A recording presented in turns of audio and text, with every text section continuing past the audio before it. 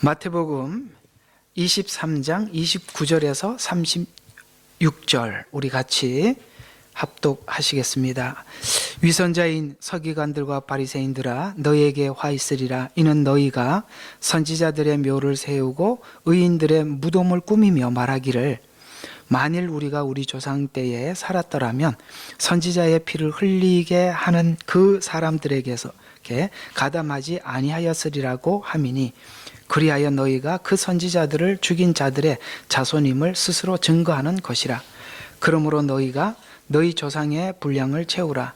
너희 뱀들아 독사의 세대야 어떻게 너희가 지옥의 저주에서 피할 수 있겠느냐. 보라, 이 때문에 내가 선지자들과 지혜 있는 자들과 서기관들을 너희에게 보내노라. 그러면 너희가 그 중에는 더러는 죽이고 십자가에 못 박을 것이며 더러는 너희 회당에서 채찍질하고 이 성읍에서 저 성읍으로 쫓아다니며 박해하리라. 그리하여 땅에 쏟아진 의로운 모든 피가 너희 위로 돌아오리니 의인의 아벨의 피로부터 너희들이 성전과 제단 사이에 죽인 바라키아의 아들 사가랴의 피까지니라. 진실로 내가 너희에게 말하노니 이 모든 것이 이 세대에 임하리라. 오 예루살렘아 예루살렘아 선지자들을 죽이며 너에게 보낸 사람들을 돌로 치는 자야. 마치 암탉이 자기의 병아리들을 날개 아래 함께 모으듯이 내가 얼마나 자주 너희 자녀들을 모으려고 하였더냐. 그러나 너희가 원치 아니하였도다. 보라, 너희 집이 항폐한 바 버린 바 되어리니 내가 너희에게 말하노니 이제부터 너희가 주의 이름으로 오시는 이는 복이 있도다라고 말할 때까지 나를 보지 못하리라고 하시더라. 아멘. 끝에 이야기를 들어보면 참 슬픈 이별의 이야기 같이 들려집니다. 오늘은 좀 23장이 마태가 유대인들에게 직접 율법주의가 예수님을 받아들이지 못한, 그러니까 율법주의가 예수님을 받아들이지 못했던 이유와 원인과 상황과 미래에 대한 모든 이야기를 이렇게 마무리하는 이야기가 23장이죠.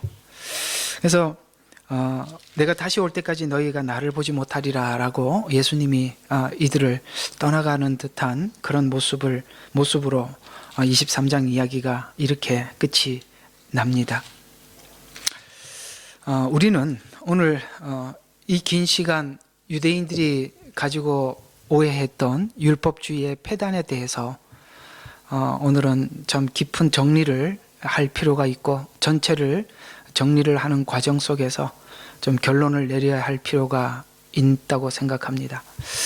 오늘 좀 이 결론적으로 이 이야기를 먼저 말씀을 드리고 이 이야기들을 전개해 나간다면 여러분들에게 훨씬 이해가 빠를 것 같으니까 결론을 먼저 좀 말씀을 드리게 되면 우리가 하나님께 예수를 믿어서 구원을 받는다는 것은 의롭게 되는 사건이지요.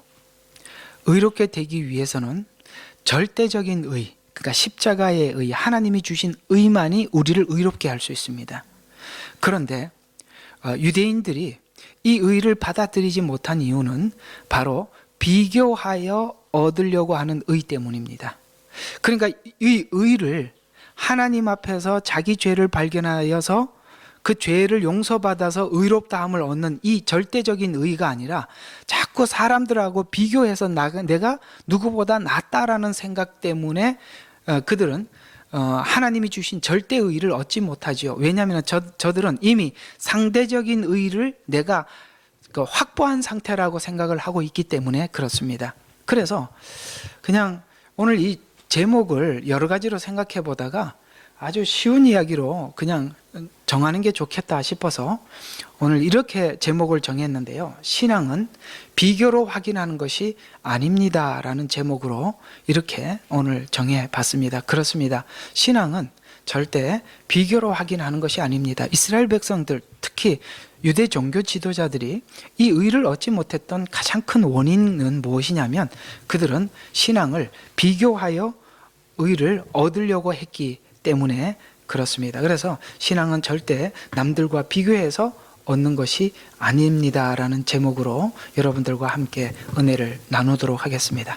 자, 신앙생활에서 가지고 있는 한 가지 문제점 중에 하나가 뭐냐면, 신앙생활에서는 우리가 어떤 부분에 대해서 했다, 안 했다, 이런 것이 신앙의 핵심이 아닙니다. 나는 이걸 했다, 하나님이 하지 말라는 걸 안 했다, 이런 것이 핵심이 아니라는 것입니다.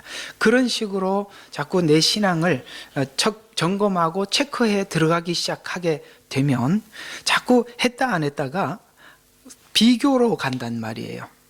그 신앙생활의 적은 뭐냐면 비교입니다. 그 비교를 사람들과 하기 시작할 때부터 끝나는 거죠. 우리는 저들과 다릅니다, 이렇게 이야기했다는 거죠. 왜냐하면 오늘 본문 30절이 바로 그 얘기입니다. 자, 이들이 우리는 지금 의롭습니다. 지금 예수님 당시에 예수님 앞에 서 있는 사람들이 우리는 우리 조상들과 다릅니다, 우리는 그들과 틀립니다라는 표현을 30절에 이렇게 하고 있습니다. 우리가 우리 조상 때에 살았더라면 선지자들을 피 흘리게 하는 그 사람들에게 우리가 가담지 않았을 것입니다, 이렇게 이야기를 하지 않습니까? 이 부분에 대해서 예수님은 꾸짖고 있습니다. 근데요, 저는 23절을 마지막 이렇게 읽으면서 굉장히 슬픈 생각이 드는 게 뭐냐면, 사실은 하나님은 이스라엘 백성들을, 자기 자녀들을 모으기 위해서 정말 여러 번 시도를 하셨지요. 암탉이 자기 새끼를 모음과 같이 내가 너희를 모으려고 한 것이 몇 번이더냐. 내가 그렇게 많은 자들을 보냈지만 그들은 더러는 죽이고 십자가에 못 박고 그렇게 돌로 치고 했다는 것이죠. 왜 하나님이 주신 그 은혜와 자비와 의를 거부했을까요? 자기들은 이미 의가 자기 속에 있단 말이죠. 왜냐하면 난 누구보다 나은 의가 있단 말이에요. 있는데 왜 나보고, 의로운 나보고 죄인이라고 지적을 하느냐, 이거거든요. 제가 목양을 하면서 느끼는 많은 문제들은 뭐냐면, 성도들이나 모든 우리들 가운데 문제들이 다 있는데요, 그 문제들을 지적을 하면 그걸 좀 받아줬으면 좋겠는데 끝까지 변명하려고 하기 때문에 그 사람이 문제입니다. 어제 자기 전에 항상 저희들이 둘이 이렇게 듣는 메시지가 좀 있어서 듣다가 보니까 참 귀한 이야기를 한마디 하셔서 우리 모두 공감하면서 그게 옳구나 하면서 함께 공감했던 부분들이 있어서 좀 나누고 싶은 것 중에 하나가 뭐냐면, 인간에게는 누구나 그림자가 있다고 합니다. 검은 그림자. 그 검은 그림자가 많은 사람일수록 살면서 상처가 많기 때문에 빨리 알아차린다는 것이에요. 이해가 가세요?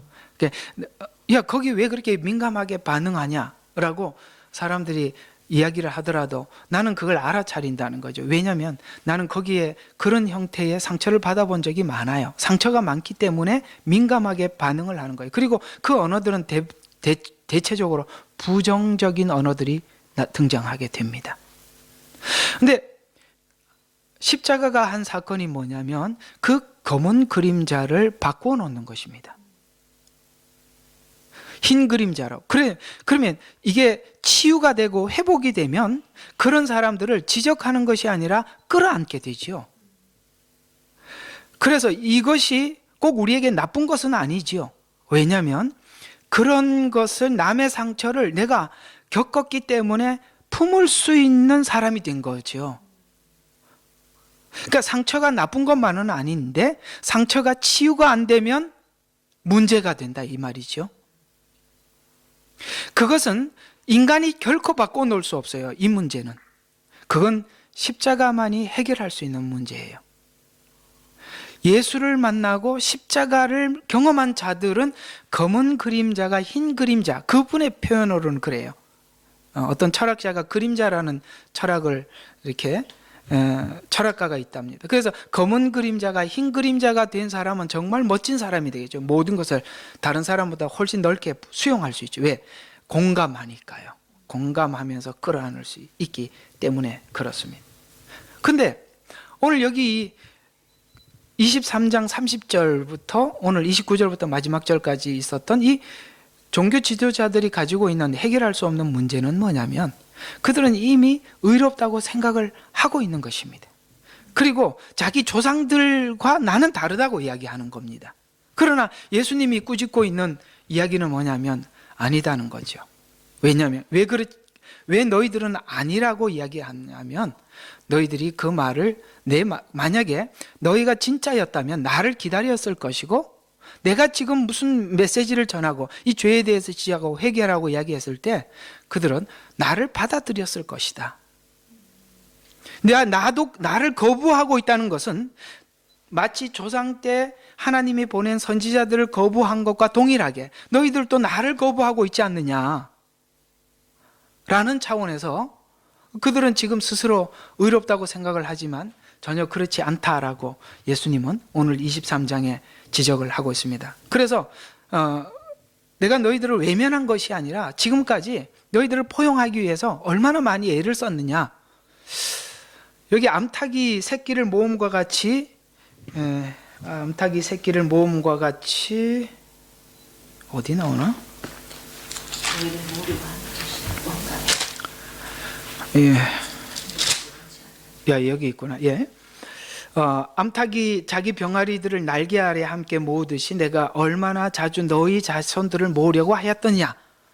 그러나 너희가 원치 아니하였도다. 원치 않았답니다. 그러니까 상대적인 의의를 가지고 자기 의의를 주장하는 사람은 하나님이 주신 절대적인 의의를 원치 않습니다. 쉽게 말해서 이미 자기가 다른 사람보다 낫다라고 생각하는 의 속에 빠져 있으면 하나님이 주신 말씀을 받아들이지 못한다는 거예요. 그러나 주님은 포기하지 않으셨어요. 지금까지 많은 선지자들을 보내서 그 자녀들을 포기하지 않았음을 표현해 줬지 않습니까?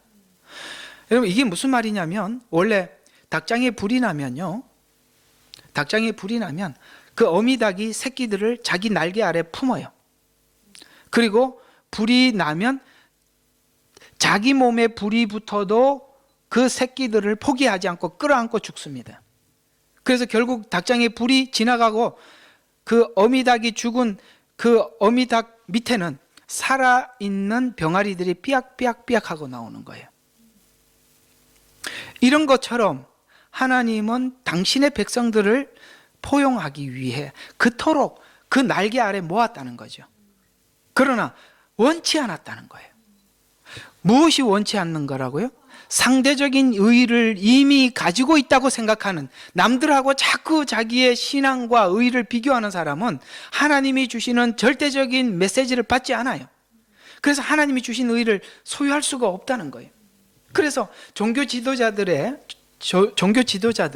자기 자신의 옳음을 보이기 위해서 제시한 근거가 선조들이 했던 그 실수, 핍박하고 죽이고 이런 일에 참여하지 않았을 것입니다 라고 이렇게 그 근거를 제시하는데, 그러나 예수님의 강조점은 선지자들을 죽였다 안 죽였다 이런 것이 중요한 것이 아니라, 만약에 너희들이 진정으로 선지자들의 말이 하나님이 주신 말씀이었다라고 믿었다면 너희들은 듣고 회심해야 할 것이 아니냐, 내가 왔을 때 받아들여야만 했던 것이 아니냐라고 지적을 하고 있는 것입니다. 그렇잖아요. 모든 선지서의 핵심들이 그 내용이 뭐였습니까?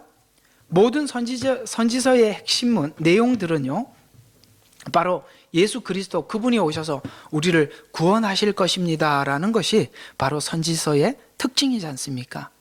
그래서 그들이 지금 다시 우리를 훗날 다시 오셔서 그때 그날 그분이 오셔서 우리를 구원하실 것이다라고 선지서들은 끝을 맺고 있고, 만약에 너희들이 그 선지자들의 말을 진심으로 받아들였고 믿었다면 나를 기다렸을 텐데 내가 왔는데도 나를 거부하고 부인하는 것은 너희들도 동일하게 그 당시의 조상들과 전혀 차이가 없다라고 이렇게 지적하고 있는 것이겠죠. 너희의 정당함을 다른 사람들과 비교하여 확인하는 방법으로 하면 상대적 의의를 확인할 수 있겠지만, 그러나 절대적인 기준을 알 수도 뿐만 아니라 얻을 수도 없게 된 것 아니냐라는 이야기입니다. 너희가 선지자들의 말을 반대하지 않고 받아들였다면 지금 예수님 복음에 회개하였을 것이고, 선지자들의 예언에서 강조한 것처럼 지금 그 구세주를 보내주신다고 약속하셨던 그 약속을 기다렸을 것이고, 그 기다렸다면 지금 나를 환영했을 것인데, 지금 너희의 문제와 실수는 다른 사람들과 비교하여 너희의 의를 확인하고 있다. 그 증거가 너희가 하나님을 반대하지 않았다면 어떻게 나를 반대할 수 있느냐라는 것이 예수님의 반문입니다. 여러분, 하나님에 대해서 반대하지 않으시죠? 하나님에 대해서 받아들일 마음이 있으시죠? 그러면 하나님이 보낸 선지자들의 말, 하나님의 말씀을 전하는 사람이라면 그 사람이 좀 흠결이 있고 없고를 떠나서 일단은 하나님의 말씀이라면 받아들여야죠. 우리는 너무나도 사람의 어떤 인품과 인격에 너무 초점을 맞추고 있다 보니까 요즘 들을 설교가 없어, 만날 사람이 없어, 요새 뭐 교회가 엉망이야, 이런 식으로 돌아다니면 그들이나 지금 이들이나 뭐가 다르냐 이 말이죠. 아니, 교회만 엉망입니까? 여러분은 엉망이 아닌가요?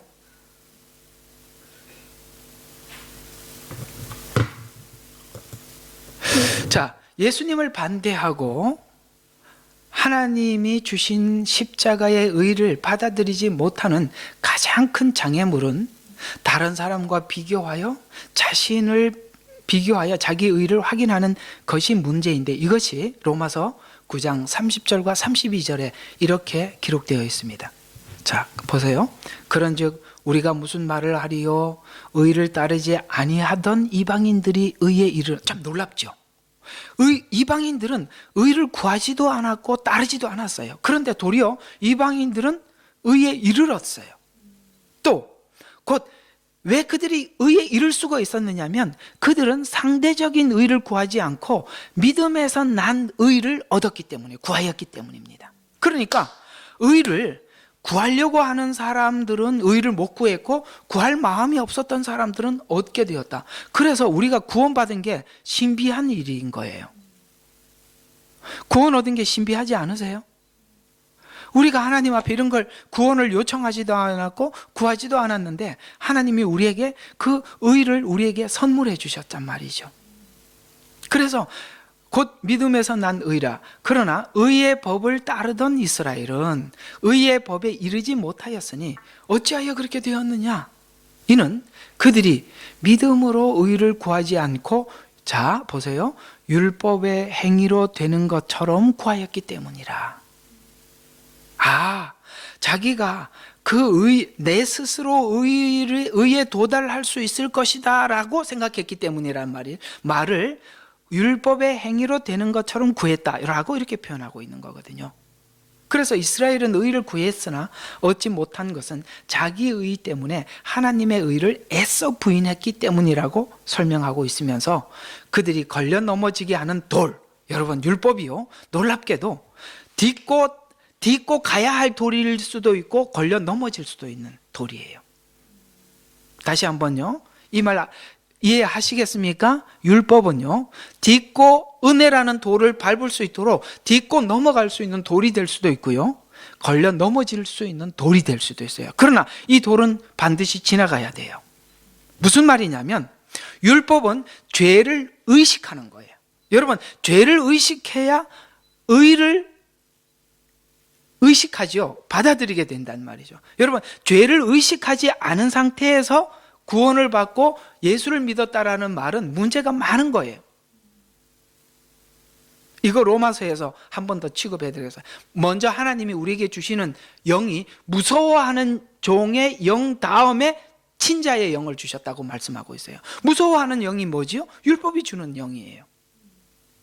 죄인이라는 것을 알려주는 거예요.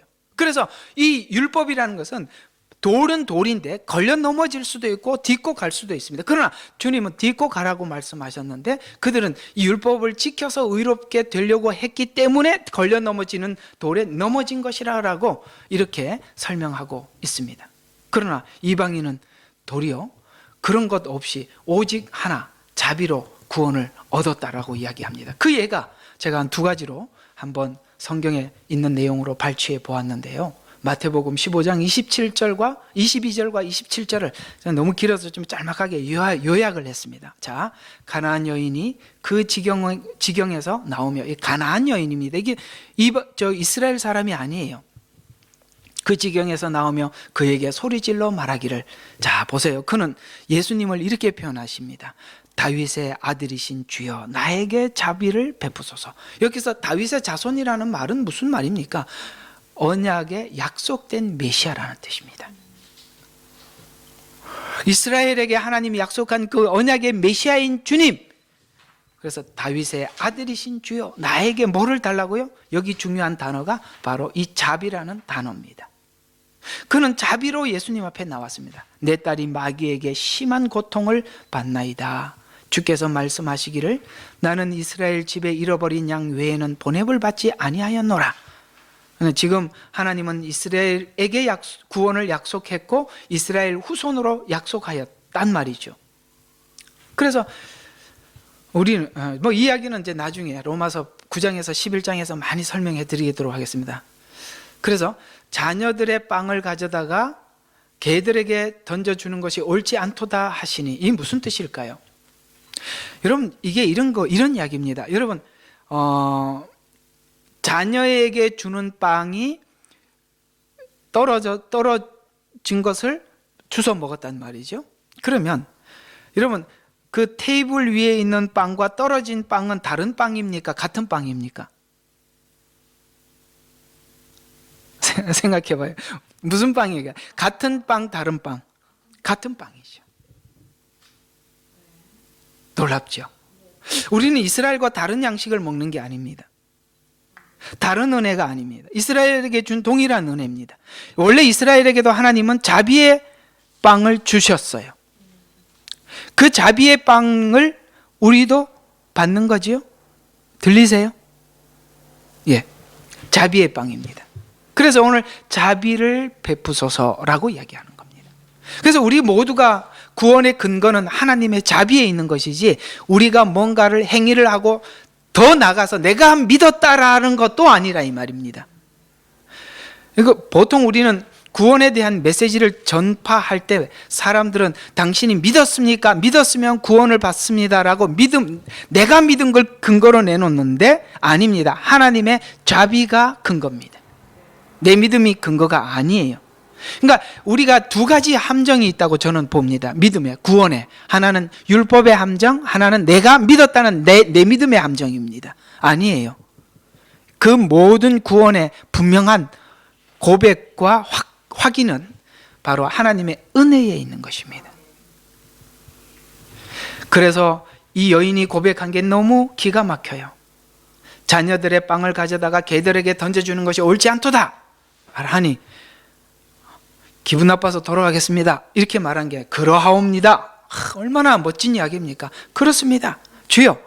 그러나 개들도, 이 개라는 말은 이방인인 자기 자신을 지칭하는 것입니다. 그들 주인의 식탁에서 떨어지는 부스러기를 먹나이다. 이게 뭡니까? 이스라엘을 통해 전해준 자비의 의를 상징하고 있지요. 그렇습니다. 우리가 하나님 앞에 의롭게 된 것은요, 내가 믿음도 아니요, 율법의 행위도 아닌 오직 하나님의 은혜와 자비의 근거가 있는 것입니다. 이 복음이 진짜 복음입니다. 또 하나의 예가 있는데요, 누가복음 17장 11절에서 19절에 보면 10명의 문둥병자 이야기가 등장하는데요, 어떤 마을에 들어가셔서 문둥병자 10명을 만났는데 그들이 멀리 서서 예수여 선생님이여 우리에게 자비를 베푸소서. 지금 이 문둥병자들도 예수님께 자비를 구하고 있지요 라고 하니, 가서 제사장들에게 너희 몸을 보여주라고 하시니 그들이 가는 도중 깨끗하게 되었더라. 그런데 그들 중 한 명이 자기가 나은 것을 보고 돌아와서 큰 음성으로 하나님께 영광을 돌리며 주의 발 앞에 엎드려 얼굴을 대고 감사드렸는데, 그 사람은 누구라고요? 사마리아인이었더라. 아까는 누구였어요? 가나안 여인이었더라. 지금은 사마리아인이었더라. 그러면서 예수님이 끝에 가서 이렇게 이야기합니다. 이 이방인 외에는 하나님께 영광을 돌리려고 돌아온 사람이 아무도 없단 말이냐 하시고, 여러분 지금 열 문둥병자 중에 아마도 예수님이 표현하는 표현으로 봤을 때 유대인들, 그러니까 이스라엘 사람들도 그 열 문둥병자 중에 대다수가 포함되어 있는 것으로 확인할 수 있어요. 그런데 도리어 예수님께 와서 감사합니다라고 고백했던 것은 이 사마리아인 사람이란 말이죠. 이게 무슨 말입니까? 지금 문둥병과 같은 하나님의 은혜의 혜택은 유대인이나 이방인이나 동일하게 보지요. 동일하게 그 혜택을 입지만, 그러나 주님 앞에 그 진정으로 돌아와서 감사할 수 있었던 것은 이방인이었습니다. 아마도 이스라엘 백성들은 하나님의 백성이니 하나님께서 우리 같은 자들을 이렇게 고쳐주시는 건 당연한 게 아닐까라는 이 당연시 여겼을 수도 있습니다. 이건 제 추측입니다. 이런 건 성경이 아니니까 버려도 좋습니다. 그러나 제 생각도 한번 얘기를 해보는 것입니다. 감사. 참 이런 부분들이 자비를 베푸소서. 이 둘 다 공통점은 하나님의 자비에 대한 감사지요. 이방인이 의를 얻고 유대인이 의를 얻지 못한 이유는 이방인과 비교하여 자신들의 의를 주장하고 있기 때문이죠. 하나님은 은혜와 자비를 얻게 하실 의의 법칙은 이방인은 의를 갈망하지 않았지만 예수님께 나와 오직 자비를 구하였기 때문에 이방인이 의에 이르게 되었다라고 말씀하시면서, 의의 주체는 뭐냐면 하나님만이 그 근거인데 유대인들은 행위에 의존했기 때문에 실수한 것입니다. 따라서 의의 주체는 오직 하나님께만 있다는 것입니다. 타인과 비교하여 자신의 의를 평가할 것이 아니라 신앙 평가는 자기 자신에게, 자기가 자기에게 적극적이어야 합니다. 그래서 자신에게 진실하고 적극적이었던 자들이 이 고린도전서 1장 26절과 27절에 바로 그런 자들에게 하나님 은혜를 입히시고 구원해 주셨는데요. 자, 이렇게 말씀하고 있습니다. 너의 부르심을 보라. 여러분 여기에 해당되는 부분들을 동그라미를 한번 쳐보세요. 지혜로운 자가 많지 아니하고, 여기에 어떻게 해당이 되십니까? 예, 맞아요. 그 다음에 권력 있는 자도 많지 아니하고, 맞나요? 없죠. 좋은 가문에서 태어난 자도 많지 아니하니라. 없죠. 그러나 세상의 어리석은 것들을 택하여 옳습니다. 지혜로운 자들을 부끄럽게 하시려는 것이요, 하나님께서는 세상에 약한 자들을 택하시어 강한 자들을 부끄럽게 하시려는 것이라. 이게 복음을 받아들인다는 것은 사람의 지혜와 실력으로는 복음을 이해하거나 받아들이거나 믿는 것이 아니기 때문이라고 이야기를 하고 있습니다. 하나님은 하나님을 증거하는 것 중에서 가장 중요한 구별은 하나님께서 하시고자 하는 일 중에 반드시 이걸 염두하고 하나님은 일을 하시는데, 세상에서 인정받는 가치와 다른 것에서 하나님은 증명하기 때문에 그렇습니다. 세상에서 인정받는 가치들이 뭘까요? 아까 얘기했던 것들, 지혜 혹은 권력 혹은 좋은 가문, 이런 것들이 세상 사람들이 귀하게 여기는 가치들 아니겠습니까? 하나님이 이 가치들을 다 지우시고 다른 것에서 하나님을 증명하더라는 거예요. 하나님을 증명하려면 못난 형편으로 증명해야 되기 때문에 이런 것이 잘난 사람들을, 지혜, 권력, 세상 가문, 이런 것들을 하나님께서 그에게 은혜를 주실 때도 이걸 다 뺏어놓고 주신다 이 말이에요. 그 뺏기는 과정 속에 사람들은 모든 걸 다 잃지요. 왜 그렇게 해야만 하는가? 이유가 있습니다. 일반적으로 하나님의 방법은 세상적인 능력과 가치에서는 아주 열등하게 해놓고 주시고 쓰시는 거예요. 아시겠습니까? 열등하게 해놓고, 왜냐하면 세상적 가치로 뭔가를 하고 나면 전부 다 그것이 자랑이 되기 때문에 그렇습니다. 하나님이 쓰시고 있다는 것을 분명하게 증거하기 위해서, 하나님이 내가 쓰고 있다는 것을 분명하게 증거하기 위해서입니다. 여러분, 하나님은 모세를 택하셨죠. 그는 누구보다 탁월한 자였습니다. 그 어머니의 신앙도 훌륭했을 뿐만 아니라 모세는 정말 어머니로부터 배웠던 자기 민족을 향한 하나님의 구원의 계획, 아브라함에게 약속하셨던 그 약속에 대해서 그는 깊이 생각을 하고 있었던 사람이었습니다. 그는 40년 동안 왕궁에서 충분한 왕의 왕으로서 갖추어야 할 능력과 실력을 갖추었습니다. 그래서 그 실력으로, 자기가 준비한 실력으로 이스라엘 백성들을 출애굽하려고 했더니 뭐밖에 할 수 없었냐면 사람을 죽이는 것밖에 할 줄 몰랐어요. 그래서 모래 속에 감추어 버리지 않습니까? 그랬더니 형제들이, 야, 어제 그렇게 살인한 것처럼 저가 또 우리도 그렇게 하려고 하는가? 이런 소리를 듣고 이 소문 때문에 무서워서 그는 40년 동안 광야 생활을 하게 합니다. 그는 40년 동안 왕궁에서 받았던 그런 실력으로 하나님은 쓰시지 않았습니다. 무엇으로 도리어 썼습니까? 그 모든 실력을 40년 동안 광야 생활을 통해서 다 제거하시고 소멸시키시고 하나님의 방법으로 쓰시기 시작했습니다. 그는 드디어 80세 때 이스라엘 백성들을 출애굽하는데 하나님 앞에 적극적으로 쓰임받기 시작하죠.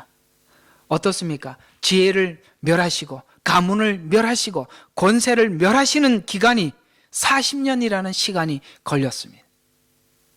그리고 하나님께서는 모세를 쓰셔서 이 일을 분명히 하나님이 쓰셨구나라고 모두가 알 수 있도록 하셨습니다. 그렇습니다. 자기의가 가득 찬 상태에서 구원을 이야기하고 하나님 앞에 쓰임받는 것을 이야기할 때 사람들은 모두 다 그 안에 자랑이 포함되어 있는 것을 들을 수 있습니다. 하나님은 이 모든 것을 지우는 일, 예수 믿고 난 이후에도 이것을 지우는 일에 하나님은 적극적이시며 그 적극적인 하나님의 지우심 때문에 우리는 이 어려운 시간들을 보낼 수 있습니다. 지워졌나요? 지우고 계시지요? 뭐 웃는 거 보니까 아주 상당히 공감하시는 표정이십니다. 그래서 29절과 31절에 쭉 내려와서 이렇게 이야기합니다. 그리하여 아무 육체라도 그분의 면전에서 자랑하지 못하게 되리라. 그러나 너희는 그분께로부터 나서, 여러분, 그러나 사람들한테 자랑할 것이 없지만 우리 속에 있는 믿음이 있어요. 어떤 믿음이 있어요? 우리는 그분께로부터 났다. 또 뭐예요? 그리스도 예수 안에 있고 하나님께로부터 나셔서 주께서는 하나님께로부터 나셔서 우리에게 지혜와 의와 거룩과 구속이 되었나니. 아멘.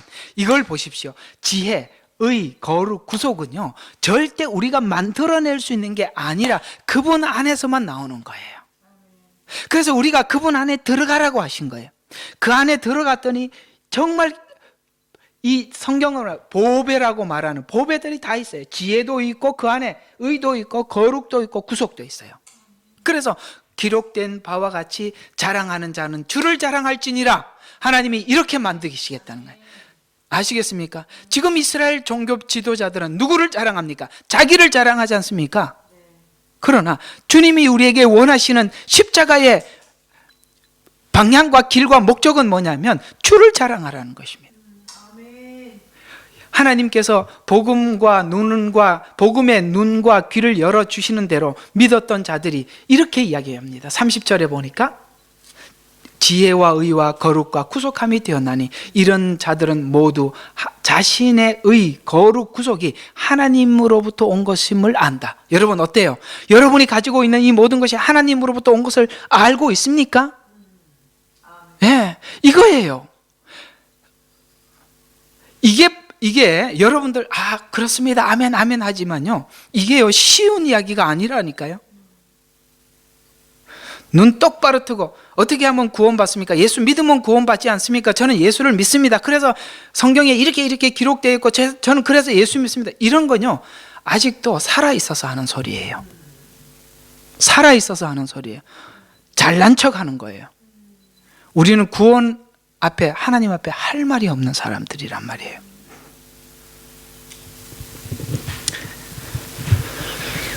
이런 자들은 누구도 자신을 자랑하지 않습니다.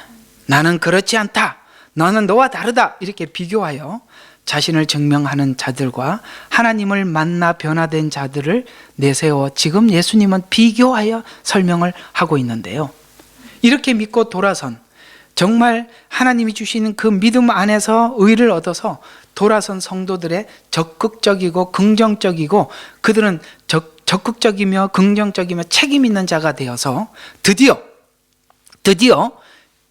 핍박을 받을 때 순교를 각오하고 믿을 준비가 있게 됩니다. 상대적인 의로는 절대 마태복음 24장, 지금 23장이 끝이에요. 뭐냐면 너희들이 지금 상대적인 의로는 절대 24장에 있는 이 핍박을 이길 수 없다는 거예요. 견뎌낼 수 없다는 거예요. 그래서 이렇게 하나님이 주신 절대적인 믿음을 가진 자만이 오직 예수라고 신앙에서 고백하며 예수 그리스도만이 우리의 천당이라고 소개하고 죽으면 죽으리라는 가장 중요한 신앙의 중심에 서게 되는 것입니다. 이 신앙만이 진짜 믿음을 발휘하게 된단 말이죠. 그러나 현재 이 교회 안에 신앙의 가치가 세속적 가치와 함께 섞여 있게 되어서 그게 막 혼합이 되면서 신비주의, 기복주의, 광신주의가 들어오게 되었습니다. 이런 것들이 교회에 들어오면서 성도들 개개인이 교회 분위기에 따라서 약점 있는 것 중에서 자기 교회가 가지고 있는 어떤 자부심이 있는 것들을 자랑하며 내놓을 수 있어서 나는 어느 교회 다닙니다, 나는 어느 교회 직분이 무엇입니다, 이렇게 이야기를 한단 말이죠. 이런 것들이 다 알게 모르게 뭡니까? 기복이 들어와 있고 신비가 들어있고 광신주의가 들어와 있고 차별이 들어와 있단 말이죠. 어제 제가 이재철 목사님이라고 100주년 교회 담임하시다가 사임하신 분 있죠. 그분 메시지가 좀, 지금 그분이 이제 지금 큰 질병을 앓고 있는 거 아십니까? 그래서 본인이 이제 살 날이 얼마 안 남았다고 생각하시는지 할 말을 다 하고 다니셔요. 잘하고 다니시는 중입니다. 원래 죽음의 날이 얼마 안 남았다라고 해야 할 말을 다 하거든요. 그래서 제가 이렇게 보니까 하나님 앞에 사형 언도를 받으신 분들이 신앙에 아주 적극적이고 사심이 없더라고요. 근데 그분이 그런 이야기를 합니다. 어떤 대형 교회가 오래전에 있었던 제가 자신이 알고 있는 지인이 그 교회로부터 권사 피택을 받고 장로 피택을 받은 분들에게 내야 될 헌금이 얼마며 어떻게 내야 되는지 그걸 설명하는 과정 속에 대출을 받는 방법까지 교회에서 메시지를 보냈던 걸 한번 이야기를 하면서 와, 참 놀랐습니다. 대출 받는 것도 가르쳐 주시는구나. 그래서 안수 집사 1,500만 원, 장로 5천만 원, 뭐 권사는 좀 더 비싸려나? 그런데 여러분, 권사 제도나 서리 집사 제도는 없습니다. 성경에 없는 건데 한국에서 자꾸 이렇게 계급화시키는 바람에 생겼습니다. 원래는 평신도라는 말도 쓰면 안 돼요. 평신도가 어디 있습니까? 그냥 성도지요. 왜 평신도라고 쓰냐면 집사와 구별하는 거거든요. 자꾸 이런 것들이 세속적 가치가 교회 안에 들어오면서 망하는 거거든요. 지금 이스라엘 백성들도 동일하게 뭐하고 그들이 이렇게 망할 수밖에 없었냐면 이방인과 우리는 다르다고 생각하고 있는 이 차별이 결국은 하나님이 주신 이 메시지와 복음을 받아들이지 못하게 하는 가장 큰 장애물이 되었던 것이죠. 그래서 사람들은 자기 교회의 자부심, 자기가 어떤 일에 대한 자부심, 이런 것들을 자랑하며 내놓을 수 있게 된 것이 현재 이 현대 교회가 가지고 있는 문제가 바로 이 현대교회가 절대적인 의 속의 사람들이 양육되어진 것이 아니라 상대적으로 비교하면서 이렇게 교회가 성숙해 왔구나, 어떤 자본 위에 세워져 있구나 라는 것을 확인하게 만드는 것이죠. 그래서 자신과 타인이 자신의 교회와 다른 교회와 비교가 들어와 절대의를 얻은 것을 잃거나 희석되고 잃어가고 있는 것이 현대 문제지요. 그래서 우리는 각자가 절대적으로 주신 하나님의 의를 지켜야만 어떤 환경에도 자신을 지키고 죄를 이기며 예수님을 나타내는 일에서 승리하게 됩니다. 절대적인 의, 하나님이 주신 이 자비로 받은 의, 이것만이 나를 이기고 죄를 이길 수 있게 됩니다. 그래서 이런 내용을 이렇게 가르치고 있어요. 이 믿음을 가진 자들에게 이렇게 말씀하고 있습니다. 고린도후서 4장 7절과 11절에 보니까 그러나 우리가 이 보배를 질그릇에 가졌으니, 아멘. 보배는 뭡니까? 성령님이시죠. 근데 그 성령님을 어디다 가졌어요? 우리 육체 질그릇 같은 거기다 담아놨단 말이죠. 가졌으니 이는 왜 그런 식으로 하느냐면, 감당할 수 없는 성령님이 우리 속에 와 있냐면, 이게 육체가 능력의 탁월하심이 하나님께 있는 것이지 우리에게 있는 것이 아닌 걸 증거하기 위해서 그렇게 했다는 거예요. 이게 말이 안 되는 곳에 지금 보배가 담겨 있다 이 말이에요. 질그릇에. 근데 이상하게 이 질그릇이 깨져야 돼요. 사면의 고난을 당하면 깨져야 되는데 괴로워하지 않아요. 이상하잖아요. 질그릇은 원래 고난을 당하면 괴로워해야 되는데 괴로워하지 않으며, 당혹스러운 일을 당했을 때 절망해야 되는데 안 한단 말이죠. 박해를 받아도 버림받지 않는단 말이죠. 내던져져도 멸망받지 아니한단 말이죠. 항상 이게 뭐냐면, 왜 그게 이상하게 뭔가 강한 힘이 있어요. 질그릇이 깨져야 되는데, 이유는 예수의 죽으심을 몸에 지니고 다니면 예수의 생명이 또한 우리 몸에 나타나게 하려 함이라. 그래서 살아있는 우리가 항상 예수를 위하여 죽음에 넘겨지는 것은 우리의 생명도 우리 죽을 몸에 나타나게 하려는 것이라. 아멘. 저 사람이 왜 자꾸 살아나지? 왜 괴로워하지 않지? 왜 버림당하지 않지? 멸망당하지 않지? 이걸 사람들이 저 속에 생명이 있어서 그렇구나. 여러분 있잖아요. 그 병원에 가서도 어떤 사람이 당신 얼마 못 삽니다라고 하는 사람들 중에 어떤 사람이 간간히 치료되는 사람이 있어요. 대체적으로 보면 어떤 사람이냐면 살 의지가 있는 사람들은 살아요.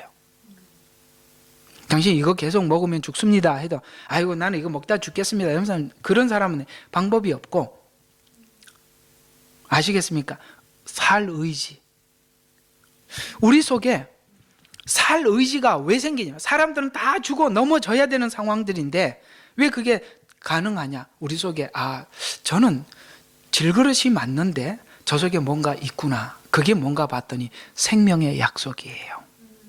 그것만이 이 환난과 핍박과 여러분의 지금 어려운 상황들을 이기게 한다 이 말이에요. 하나님이 주신 절대 의를 내가 믿는 믿음이 확고할 때 승리할 수 있다 이 말입니다. 예수님의 죽음을 짊어진다는 것은 바로 죄에 대해서 죽는 것인데, 죄와 관계를 끊는 죽음인데, 이것이 없으면 예수를 나타내거나 증거하지 못하기 때문입니다. 그래서 우리는 죄에서 죽을 수 있게 되는 것입니다. 아멘. 죄에서 죽을 수 있습니다. 절대 의만이. 상대 의는요, 나도 이만큼 했는데 너는 왜 못하냐, 이래서 그 분쟁이 끝날 날이 없는 거예요. 상대적인 의는 상대방이 하든 못하든 상관없이 나는 절대적인 의를 얻은 사람이에요. 상대방이 어떻게 되든 상관없는 거예요. 그걸 받아줄 수 있는 거예요. 여러분, 이 절대적인 의를 가질 때만이 드디어 용서가 가능하고, 그 다음에 품어줄 수 있는 게 가능하고, 받아들임이 가능해진다는 거 기억하시기를 바랍니다. 오늘 이야기들을 정리하면서 23장을 결론을 내려 보도록 하겠습니다. 여러분, 겉만 꾸며서 사람들에게 대접받으려고 하는 마음을 가진 사람들은 결코 시련을 이기지 못하며 뿐만 아니라 예수님의 생명을 나타낼 수도 없습니다. 나는 당신과 다르다 하는 비교의 의를 추구한다면 지금 23장에 등장하고 있는 유대 종교 지도자들과 전혀 다를 바가 없다는 것입니다. 다른 사람들과 비교하는 것, 나아가서 다른 교회와 비교하는 것, 그런 것으로는 결코 하나님의 의를 받아들일 수 없습니다. 신앙은 단순히 하나님 나는 위선자가 아닙니다라고 증명하기 위해서 살려고 하지 말란 말이에요. 우리가 살다 보면 하나님 앞에 나는 정말 위선자구나라고 고백해야 할 일들이 많단 말이에요. 그때 하나님 정말 저 위선자 같아요 라고 이야기하면 되는데 저는 위선자가 아닙니다. 그게 더 위선자라고요. 아시겠습니까? 위선하지 않는 것이 신앙의 목적이 아니라 이 말이에요.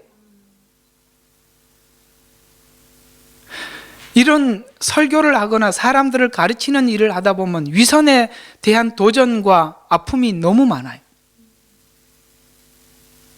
아마 그런 생각을 하면 누구나 다 아무도 강대상에 서서 설교할 사람이 아무도 없을 것입니다. 저도 막 이렇게 설교하면서 어느 때는 막 이건 내 이야기라는 게 분명히 알 때는 지금 말이 안 나올 때가 있어요. 그냥 넘어갈까 막 이렇게 내가 부끄러워서 그냥 왜 그럴 때가 왜 없겠어요? 그렇게 하면은 뭔 설교를 할 수가 있겠어요? 여러분 위선자가 아니라는 걸 증명하는 게 신앙생활이 아니에요.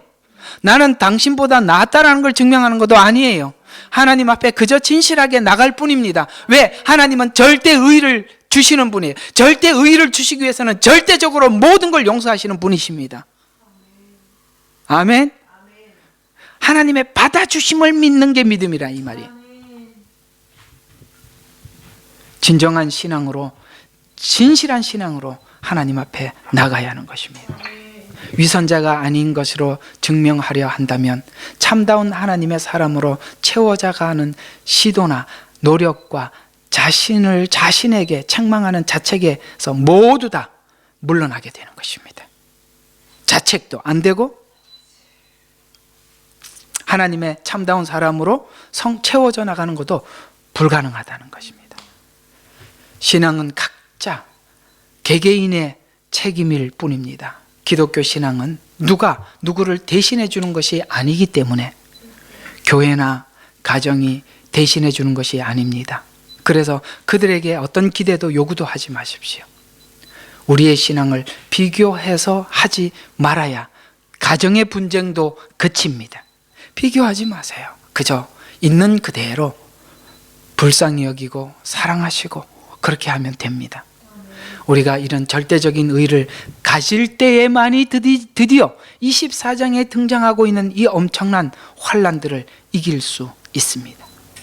그래서 마태복음 24장의 환난은 절대적인 의의 보배를 가진 믿음을 가진 자들만이 이 환난기를 극복할 수 있다라고 말씀하고 있는 것입니다. 그래서 이 절대적인 의를 설명을 하면서 로마서 8장에 누가 우리를 그리스도의 사랑에서 끊을 수 있으리요? 그는 믿음의 확인을 어디서 하는 겁니까? 하나님이 우리를 사랑하는 사랑에서 자기 믿음을 확인하는 겁니다. 사랑에서 못 끊는 거예요. 내 믿음이 그걸 못 끊는 게 아니라 하나님이 나를 사랑하는 사랑이 못 끊는다 이 말이에요.